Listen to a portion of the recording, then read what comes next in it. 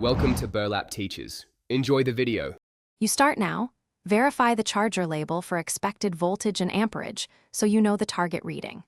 Once done, set your multimeter to DC volts on the appropriate range, typically 0-20V, and test its battery by measuring a known cell or 9V to confirm accuracy. Then visually inspect the MagSafe or USB-C plug and cable. Make sure connectors sit clean and tight because a loose fit will derail every measurement. Now measure, with probes positioned on the center pin and outer shell for MagSafe, or V-bus and ground for USB-C, plug the charger into power and read the idle voltage. You should see a value close to the label, typically within 5%. Next, connect the laptop or attach a controlled load and observe voltage under load.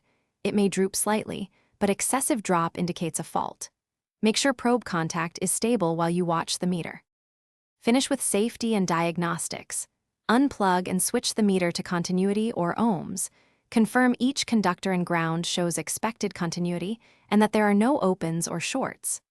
Once complete, recheck output under a light load to confirm repeatable results. If you see no output, large voltage sag, or intermittent readings, try a known good charger. If the problem persists with the original, replace the brick. Troubleshooting tip: wiggle the cable while measuring to reveal intermittent breaks. Thanks for watching. Consider subscribing if this video helped you.